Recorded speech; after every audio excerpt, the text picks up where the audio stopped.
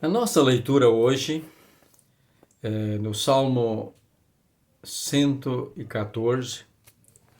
Quero extrair aqui, aplicar uma mensagem para a realidade atual da igreja. Aqui fala de Israel. Na Bíblia, o título é As Maravilhas do Êxodo. Leiamos. Quando Israel saiu do Egito e a casa de Jacó, do meio de um povo de língua estranha, Judá se tornou o santuário do Senhor, e Israel o seu domínio. O mar viu isso e fugiu. O Jordão recuou. Os montes saltaram como carneiros e as colinas como cabritos do rebanho, ou melhor, cordeiros do rebanho. O que lhe aconteceu, ó mar, para que você fugisse assim? E você, Jordão, por que recuou? Montes, por que estão saltando como carneiros e vocês, colinas, como cordeiros do rebanho? Trema, ó terra, na presença do Senhor, na presença do Deus de Jacó. Ele transformou a rocha em lençol de água e o rochedo em manancial. Aqui fala, é uma reminiscência, o salmista está relembrando de forma didática para não esquecer a libertação do povo de Israel do Egito. Aqui fala de um povo de língua estranha, noutra versão fala de um país estrangeiro. E qual é a aplicação para os nossos dias? Em Romanos, na carta de Paulo aos Romanos, no capítulo 9, 10 e 11, Paulo abre um parêntese entre o capítulo 8 e o capítulo 12 para falar sobre a situação da igreja de Israel na atualidade e da igreja. Então é o período, o tempo dos gentios, dos não-judeus israelitas, não israelitas, que ocuparam a igreja, que veio a ocupar o lugar de Israel.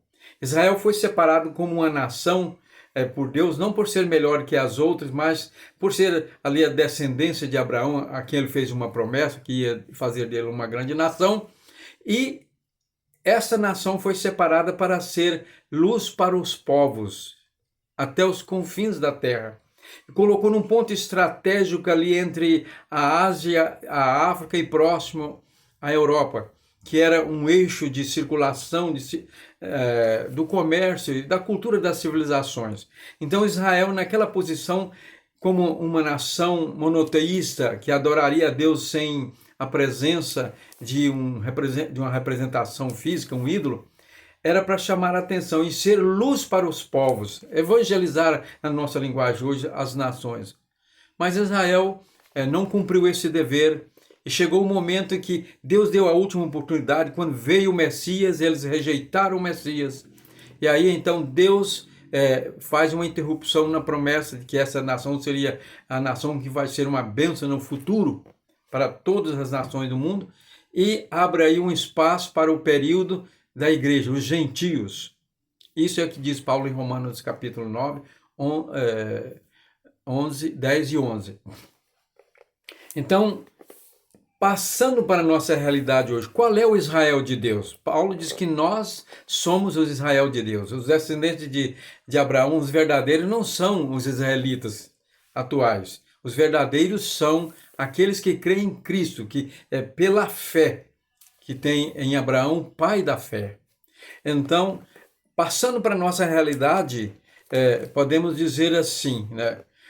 Quando a igreja foi liberta, né, do mundo, do pecado, e se tornou um povo escolhido de Deus, separado em Jesus Cristo, e essa casa de Deus no meio das nações estrangeiras, então, aqui diz, Judá se tornou um santuário do Senhor, mas a igreja se tornou o templo de Deus. A igreja hoje os que servem a Cristo, que creem em Jesus, são o santuário de Deus. Paulo diz que nós somos santuário de Deus individualmente, e a igreja, que é uma casa de Deus hoje.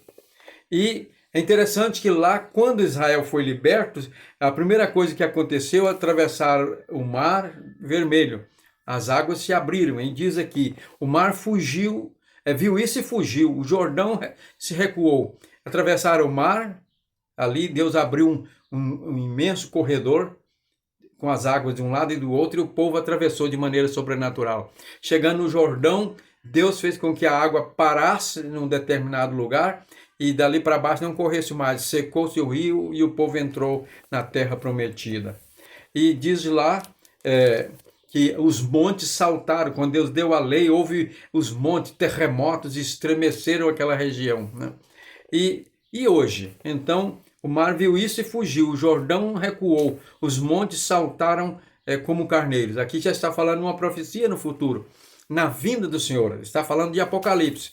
Quando Cristo voltar, então, agora, ele vai se manifestar e a terra vai experimentar o poder de Deus. Deus vai fazer uma grande transformação em todos os aspectos, social, moral e até mesmo geográfico, né?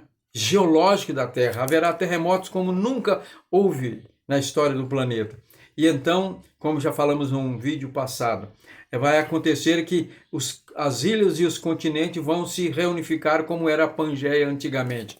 E aí haverá o retorno de Cristo, Israel aceitará ele como Messias, e então Cristo vai reinar aqui. E a igreja será então uma espécie de sacerdócio que vai ministrar para Israel e para as nações. Então, agora aqui está falando assim, o mar fugiu, o Jordão recuou, né?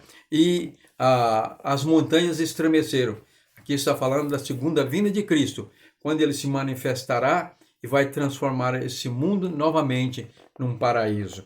Então, aí termina, trema a terra na presença do Senhor, na presença do Deus de Jacó. Ele transformou a rocha em lençol de água e o rochedo em manancial. Para nós, trema, ó terra, na presença do Senhor Jesus, né? Na presença do Deus da igreja, do servo do Senhor, do Messias, o Salvador.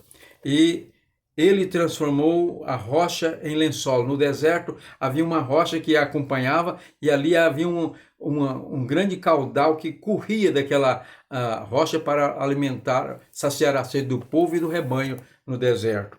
E qual é essa rocha? A rocha é Cristo, ele é o fundamento, a rocha eterna, e é dele que flui esse caudal, essa fonte, esse manancial da graça, do perdão, da bondade e do amor de Deus que está correndo até hoje, para todo aquele que nele crê possa beber dessas fontes da água viva, porque ele é a água viva. Ele diz, quem beber desta água jamais terá sede. Que Deus nos abençoe, que possamos meditar neste salmo tão maravilhoso, que é uma profecia futura da realidade de hoje da igreja em Cristo Jesus.